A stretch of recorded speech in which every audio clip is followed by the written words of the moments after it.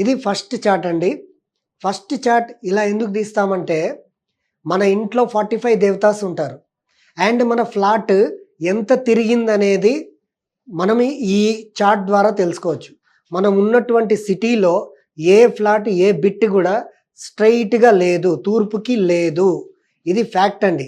ఎట్లా ఫ్యాక్ట్ అంటే మేము కంపాస్ తోటి డిగ్రీస్ తీయము. మేము డైరెక్ట్గా గూగుల్ ఎర్త్ అంటే అడ్వాన్స్గా ల్యాప్టాప్లో గూగుల్ ఎర్త్లో మేము ఆ లొకేషన్ని బట్టి ఎంత డిగ్రీస్ మీ బిల్డింగ్ తిరిగింది అని చూస్తే ఇక్కడ చూసారా, ఇక్కడ ఎంత డిగ్రీస్ తిరిగింది అనేది కూడా ఇక్కడ మేము వేస్తామన్నమాట. ఇట్లా ఈ బిట్ అనేది ఇంత తిరిగింది. అండ్ తిరిగిన తర్వాత మేము ప్లాన్ వేస్తే 45 దేవతాస్ వచ్చారు. 45 దేవతాస్లో మధ్యలో సెంటర్లో బ్రహ్మ ఉన్నాడు, బుధర్ ఆర్యమ వివాస్వాన్ మిత్ర ఆర్యమ అపవస్థ సవిత సవిత్ర ఇంద్ర జయ ఇట్లా 45 దేవతాస్ ఉంటారండి. ఈ 45 దేవతాస్ ఎనర్జీ ఏది ఎక్కువ ఉంది ఏది తక్కువ ఉంది, తక్కువ వాటికి బూస్ట్ చేసి ఎనర్జీ ఎక్కువ పెంచి వాళ్ళకి ఇంట్లో అష్ట ఐశ్వర్యం ఇష్టకామ్య సిద్ధి కలిగి ఆయు ఆరోగ్యాలతో ఉండడానికి ఇలాంటి ప్లాన్లు తీస్తేనే వస్తాయి. ఊరికే ఆర్కిటెక్ట్ ప్లాన్ చూసి ఇదే వాస్తు అండి అని అంటే అది భ్రమ అండి. నెక్స్ట్ చార్ట్ వచ్చేసి ఇదండి. ఎప్పుడైతే మన ఇంటిని మనం ప్లాన్ చేస్తామో, ప్లాన్ చేసినప్పుడు వాస్తు చక్ర పెట్టినప్పుడు ఈ వాస్తు చక్రాలో అన్ని ఏరియాస్ ఉంటాయన్నమాట. ఎక్కడైతే ఈ వాస్తు చక్రాలో డిస్పోజల్ ఏరియా అని ఉందో మీరు చూస్తున్నారు కదా, చక్కగా కనిపిస్తుంది. ఈ వాస్తు చక్రంలో డిస్పోజల్ ఏరియా అనేది ఎక్కడైతే వస్తుందో ఆ ఏరియాలోనే మనకు మాస్టర్ బెడ్రూమ్ వస్తుంది అనమాట. ఆ మాస్టర్ బెడ్రూమ్లో ఈ డిస్పోజల్ ఏరియాలో గనక మనం పడుకున్నామంటే వాళ్ళ జీవితంలో ఎప్పటికీ కూడా సక్సెస్ అవ్వలేరు.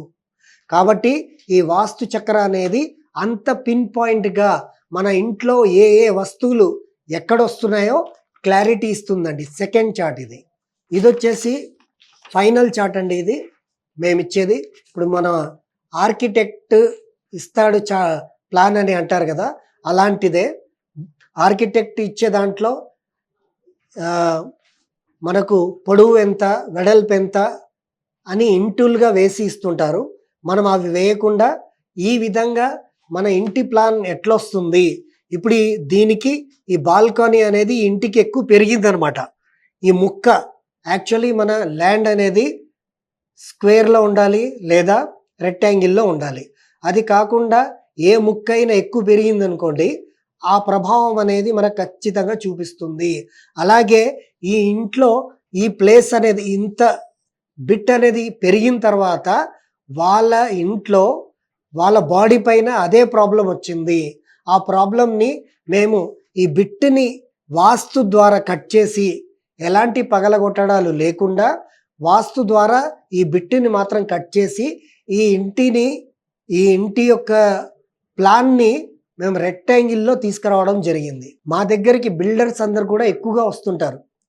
బిల్డర్స్ ఏ విధంగా వస్తారంటే వాళ్ళు కొన్న ప్లాట్ ఏదైతే ఉంటుందో బిల్డర్స్ది అదంతా కూడా ఒక తెలంగాణ మ్యాప్ లాగో లేదా ఆంధ్ర మ్యాప్ లాగో ఉంటుందన్నమాట. వాళ్ళు ఏం చేయాలో అర్థం కాక కొన్న తర్వాత కన్స్ట్రక్షన్ చేసుకుంటూ పోతారు. దాంట్లో వాస్తు ఇబ్బందులు వచ్చి ఆ కన్స్ట్రక్షన్ అనేది అక్కడికే ఆగిపోవడం అనేది కూడా జరిగాయి.